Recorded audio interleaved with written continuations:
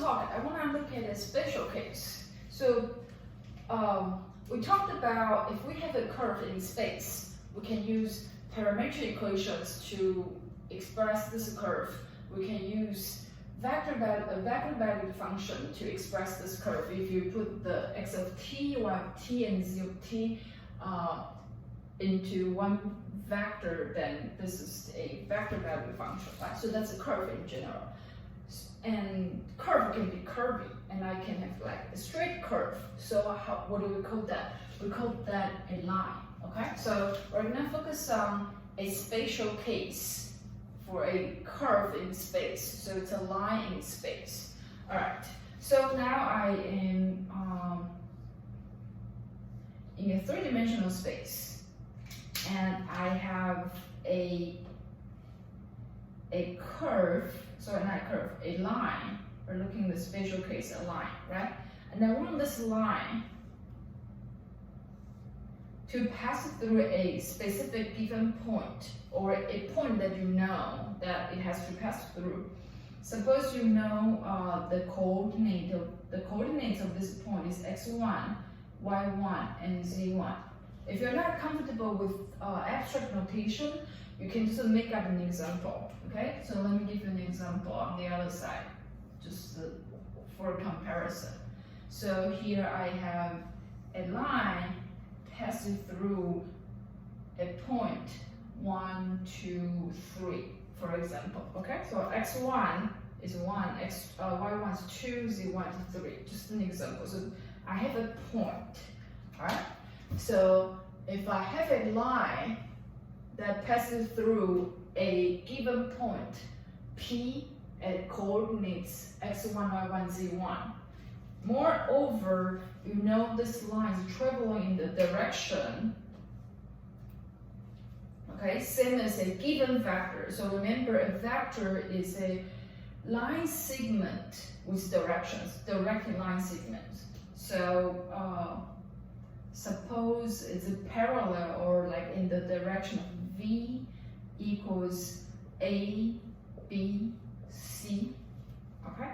So give you a concrete example. I can just make an example really quick. So I want this line to be in the direction V equals 5, 4, 7. Okay, so I have a vector pointing towards the direction 5, 4, 7. Okay, now I have a line here, and this is an example, okay, that passes through a fixed point and parallel to a vector, okay, or you can say it's in the direction of this vector.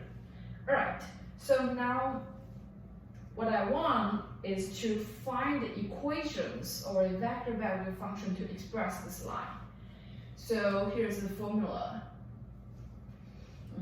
So let's see what this works, how this works. So if I have a line like this, then at any point sitting on the line, it will be the vector, so this point can be represented by, has the coordinates x, y, z, starting from the point x1, y1, z1, plus, okay, so I start from this point and I walk along this v direction, okay, and how many v's do I travel? Well, it's just a scaling, right? Okay, so it could be like 1v or 2v, and in this example it looks like 1.5 v. So there is a scale t there, a number there you can figure out for this specific point. Okay, so then you scale the vector v. Let me write down the vector v in terms of ABC. Okay, so now here I have a scalar multiplication of a vector, and here I have a vector going from 0 to x1, y1, z1, and I combine them. Okay, so now I simplified my expression. I have x1 plus at in my x component, y1 plus bt in my y component, and then z1 plus ct in my z component. So this works for any general point sitting on the line. Okay, as long as you sit on the line, you can say I then start from this point and I travel, I walk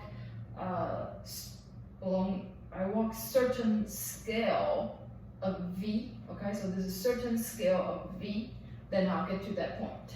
So the general expression will be this, and then you can say that this is your, you can say this is your vector valued function for the line over here. Okay, so that's why you have this formula down here to express a line parallel to a given direction, given vector, passing through a given point. Then you can write this line in terms of vector value function like this.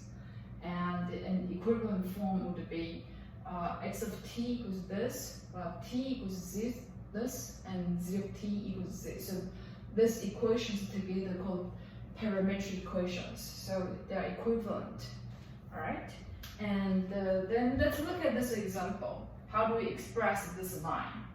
So I can say r of t is, okay, so I'm gonna just write in one step. Okay, so x1 is this. All right, so I have two sets of numbers. I have to be very cautious, knowing which one is refers to the point, which one refers to the vector. So it's x1 plus 5t, then x2 plus 4t, then y1 plus 4t, and then z1, that's 3 plus 7t. Voila, there you have it. So this is a vector valued function representing the line passing through point 1, 2, 3, parallel to the vector 5, 4, 7. Okay, so it's very straightforward. All right. Okay. So just a quick recap. As long as we have a point on the line and direction of the line, we can use these formulas to write down an equation or function representing the line. Okay.